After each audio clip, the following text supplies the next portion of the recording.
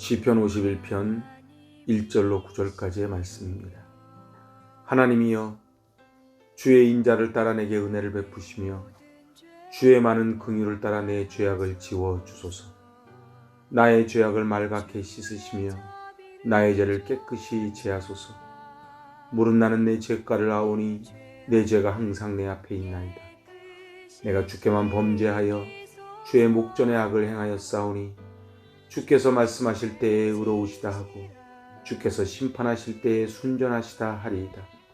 내가 죄악 중에서 출생하였으며 어머니가 죄 중에서 나를 잉태하였나이다. 보소서, 주께서는 중심이 진실함을 원하시오니 내게 지혜를 은밀히 가르치시리이다. 우슬초로 나를 정결하게 하소서. 내가 정하리이다. 나의 죄를 씻어주소서. 내가 눈보다 희리이다. 내게 즐겁고 기쁜 소리를 들려주시사 주께서 꺾으신 뼈들도 즐거워하게 하소서. 주의 얼굴을 내 죄에서 돌이키시고 내 모든 죄악을 지워주소서. 아멘. 샬롬. 참으로 귀하고 복된 날입니다. 오늘 선포되는 이 시편 51편, 참으로 무거운 주제이지만은 그 죄악을 뛰어넘는 하나님의 은혜를 맛본 다윗의 고백을 함께 들으며 귀한 은혜를 나눌 수 있길 바랍니다. 시편 51편은 시편에 나와 있는 참회시 중에 가장 대표적인 시편이 시편 51편입니다. 시편 51편 표제어는 이제 다윗이 밧세바와 동침한 후 선지자 나단이 그에게 왔을 때 이렇게 기록이 되어 있습니다. 오늘 다윗은 밧세바를 범하여 지울 수 없는 죄를 지었지만 그리고 1년이라는 세월이 흐르는 동안 다윗은 기도가 끊어집니다. 항상 하나님과 나 사이가 관계가 끊어지는 것은 죄가 들어올 때이지요. 그리하여 이제 나단 선지자의 그것이 바로 당신이라는 준엄한 질책 앞에 그는 바닥에 엎드리고 오늘 시편 51편을 짓습니다. 그래서 시편 51편의 대표적인 한 단어로 요약하라면 죄와 용서입니다. 죄는 그리스도인들에게서 기쁨을 뺏어가지요. 그리고 죄는 이제 하나님과의 관계를 끊고 사람과의 관계를 끊게 만듭니다. 이제 다윗은 하나님께 기도하는 것입니다. 그래서 이 회개 이전과 회개 이후가 완전히 달라지지요. 우리는 영적인 존재입니다. 그 영적인 존재라는 것은 죄가 사이에 끼면은 하나님의 눈을 제대로 볼 수 없고 하나님이 주시는 기쁨과 평안이 사라질 때에 우리의 모든 삶의 자리는 다 무너져 버리고 맙니다. 다윗이 지금 그랬다는 것이지요. 수로가 막히면은 물이 흐르지 않듯이 이제 다윗은 죄 때문에 기도가 끊어졌고 모든 관계가 다 끊어집니다. 그래서 우리 지난 시간에 봤던 1절에서 하나님이여 이렇게 시작을 했습니다. 그렇습니다. 기도는 하나님과 정면으로 독대하고 대면하는 것입니다. 이제 오늘 그 1절 2절에서 쓰였던 히브리어 죄는 세 종류가 있습니다. 하나님을 반역하는 죄, 패사, 그게 죄고, 남에게 해악을 끼치는 그 아온이라고 하는 죄가 2절에 쓰여져 있는 죄입니다. 또한 올바른 길에서 벗어나 잘못된 길로 가는 것이 하타 죄지요. 그러니까 우리가 볼 땐 다 죄지만은 이 죄는 하나님께 대한 반역이고 올바른 길을 잘못된 길로 가는 것이고 바로 남에게 관계를 깨치는 것이 죄입니다. 그러니까 히브리어 세 개를 다 합해 보면은 죄라는 것은 하나님께 반역하는 것이고 이웃에게 해악을 끼치는 것이고 그래야 자기 자신도 잘못된 길로 가는 것이 죄입니다. 자, 이제 그래서 이 시인은 다윗은 1절 2절에서 하나님을 향하여 자신의 죄를 씻어주기를 간절히 기도합니다. 이제 오늘 연이은 3절에서 6절은 다윗이 자기의 죄에 대하여 철저히 깨닫고 고백을 합니다. 오늘 이 3절에서 물은 나는 내 죄가를 아오니 내 죄가 항상 내 앞에 있나이다. 바로 3절에서 사용된 아오니, 이거는 히브리어 에다음입니다. 근데 이것은 피상적으로 하는 것이 아니고 철저하게 그 본질을 파악하는 것입니다. 그리고 내 앞에 있나이다. 이것은 원래 히브리어가 문두에 배치가 되지요. 바로 내 앞에라는 뜻입니다. 걸음을 옮길 때마다 죄의 유혹이 바로 자기 앞에 있음을 표현하는 것입니다. 그러니까는 나는 이제 내 죄를, 그 본질을 깨달아 알았는데 이 죄가 항상 내 앞에. 어때요? 오만 가지로 바로 우리 앞에 있는 그 죄 앞에 우리가 함락돼 버리고 말지요. 다윗은 지금 그걸 고백하는 것입니다. 그래서 연이어 4절에서 이렇게 고백합니다. 내가 주께만 범죄하여 주의 목전에 악을 행하여 싸우니. 내가 주께만 범죄했다는 것은 결코 다른 사람에게는 범죄하지 않았다는 그런 의미가 아닙니다. 바로 범죄에 대한 슬픔과 후회의 표현이지요. 우리 1절에서 봤지만 범죄는 바로 하나님께 반역하는 패샤의 죄입니다. 그런데 이제 내가 주께만 범죄하여, 사람에게 지은 죄도 결국은 그것이 하나님께 지은 죄라고 고백을 하는 것입니다. 그래서 내가 주의 목전, 주의 눈앞에서 악을 행하여 싸우니 주께서 말씀하실 때에 의로우시다 하고 주께서 심판하실 때에 순전하시다 하리이다. 자, 이제 오늘 다윗은 5절에 놀라운 고백을 합니다.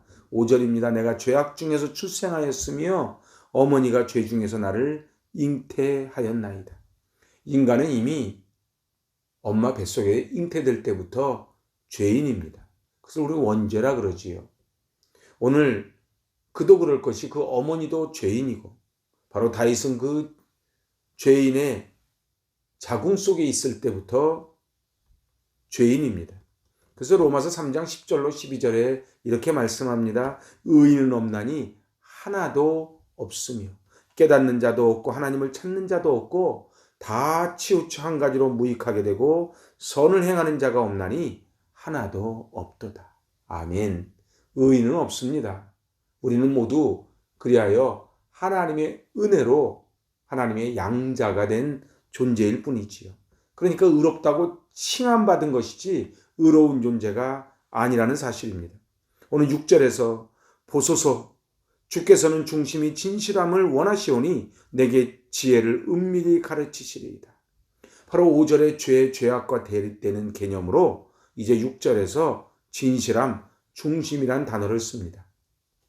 이 중심 투하, 히브리어 투하는 바로 마음 깊은 곳을 이야기합니다. 그렇습니다. 진정한 회개는 말의 고백이 아닌 마음의 깊은 고백을 하는 것이 회개이지요. 은밀히 가르치시리이다. 이것은 사역 미완료형을 씁니다. 그래서 원문을 살려서 그대로 다시 번역을 하면 당신은 나에게 알게 하실 것입니다. 그런 뜻입니다. 내게 지혜를 은밀하게 가르쳐 주실 것이라고 그렇게 고백을 하는 것이지요. 시인이 배워서 알기 원하는 것은 바로 지혜입니다. 이 지혜는 하나님의 백성이 살아가는데 반드시 필요한 것입니다. 성경은 지혜의 근본은 하나님을 경외하는 것이라고 말씀을 합니다. 이제 오늘 3절에서 6절에서 자신의 죄가를 깨우쳤다면 이제 7절에서 9절은 자신의 죄가를 씻어주기를 원합니다. 오늘 7절에 그 유명한 말씀이 나옵니다. 우슬초로 나를 정결하게 하소서 내가 정하리이다. 나의 죄를 씻어주소서 내가 눈보다 희리이다. 그렇습니다. 이 우슬초라고 하는 건 에조브입니다. 바로 스펀지처럼 액체를 흡수할 수 있는 식물이지요. 기억나시는지요? 바로 출애굽할 때에 6월절 이제 어린 양의 피를 묻혀서 문림방과 문설주에 칠을 할 때 빗자루처럼 칠을 할 때 쓴 것이 바로 우슬초입니다.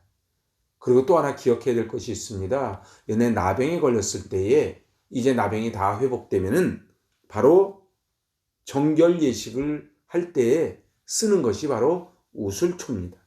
바로 우슬초로 새의 피와 물을 찍어 집과 사람에게 정결함을 선포할 때 쓰는 것이 우슬초이지요.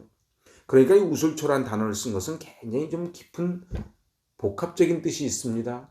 너희들이 종되었던 애굽 땅에서 출애굽하듯이 이제 죄인에서 의인으로 변경됐다는 것을 의미하고, 바로 이 죄라고 하는 것은 나병이 뭡니까? 우리를 마비시키지요. 끊어내도 아프지를 않습니다. 바로 죄는 우리의 영적인 것을 무감각하게 만들어주는 나병과 같다는 것입니다. 그래서 이 우슬초로 나를 정결하게 해달라는 것은 나를 출애굽시켜 주십시오. 그리고 나를 영적인 나병으로부터 고쳐주십시오. 그런 표현입니다. 오늘 8절입니다. 내게 즐겁고 기쁜 소리를 들려주시사 주께서 꺾으신 뼈들도 즐거워하게 하소서. 바로 다윗은 미완료 동사를 2번 쓰므로 자기가 미래에 누릴 행복을 간구하고 있습니다. 그 첫 번째 간구가 뭡니까? 기쁜 소리, 즐겁고 기쁜 소리를 들려달라는 것입니다. 바로 인간은 죄 때문에 천근만근이지요. 그래서 기억나시는지요? 시편 32편 3절로 4절에서 다윗은 그렇게 고백합니다. 내가 입을 열지 아니할 때 종일 신음함으로 내 뼈가 쇠하였도다. 주의 손이 주야로 나를 누르시오니 내 진액이 빠져서 여름 가뭄에 마른같이 되었나이다. 그렇습니다. 죄를 지면은 내 뼈가 다 말라버리지요. 우리 건강의 비밀은 뼈에 있지 않습니까? 그리고 이제 2번째 강구는 주께서 꺾으신 뼈들도 즐거워하게 해달라는 거예요. 이 뼈는 바로 생명입니다. 그런데 이 꺾었다고 하는 타카는 짓눌려 부러지거나 납작하게 된 모습을 나타내는 표현이 따카합니다. 골절은 인간에게 헤아릴 수 없는 큰 고통을 주지요. 우리 삶에서 골절 한 번씩 당해보지 않습니까? 얼마나 고통이 큽니까? 바로 이 뼈들도, 히브리어 아차모트는 바로 그의 몸 구석구석 마디마디의 뼈가 다 부러졌다는 뉘앙스를 풍기는 단어가 바로 아차모트입니다. 그러니까 바로 뼈들도 즐거워하게 하소서. 그는 죄 때문에 모든 요만한 뼈까지 다 부스러진 것과 같은 그러한 아픔과 고통을 맛보고 있는데, 이제 하나님 즐겁게 해달라고, 회복시켜달라고, 기쁜 소리를 들려달라고 이야기합니다. 이제 마지막 9절입니다. 주의 얼굴을 내 죄에서 돌이키시고 내 모든 죄악을 지워주소서. 지금 명령형 동사를 반복해서 사용합니다. 사죄의 은총을 강력하게 요구하는 것이지요. 오늘 9절에서 돌이키시고는 하스테르입니다. 이것은 숨긴다는 것입니다. 그러니까 내 죄를 숨겨달라는 거예요. 그리고 바로 절박한 심정으로 심판을 거두어달라고, 이제 내 모든 죄악을 지워달라고 말을 합니다. 바로 이 지워달라는 것은 1절에서 바로 내 죄악을 지워주소서 할 때 사용한 메헤라는 단어를 씁니다. 다윗은 지금 1절에 이어서 9절에도 또 지워달라고, 옛날 성경에는 도말하여달라고, 왜 그런 거 있지 않습니까? 습기가 있으면 공사 현장에서 토치램프라는 것이 있습니다. 그래서 그걸 싹 말리지요. 물기가 전혀 없게 싹 말리는 것을 도말한다. 그런 단어를 지금 사용합니다. 그의 죄책감의 무게가 얼마나 견디고 어렵고 힘들고 고통스러웠다는 것을 지금 이 씻어 주십시오, 지워 주십시오, 도말하여 주십시오라는 단어를 씁니다. 시편 52편 5절입니다. 내 영혼아 내가 어찌하여 낙심하며 어찌하여 내 속에서 불안하여 하는가? 너는 하나님께 소망을 두라. 그가 나타나 도우심으로 말미암아 내가 여전히 찬송하리로다. 아멘. 우리가 낙심하고 불안해하는 이유가 뭡니까? 바로 죄 때문에 하나님과의 관계가 끊어졌기 때문에 그렇습니다. 이 절망은 사람을 죽음으로 몰고 가는 독약입니다.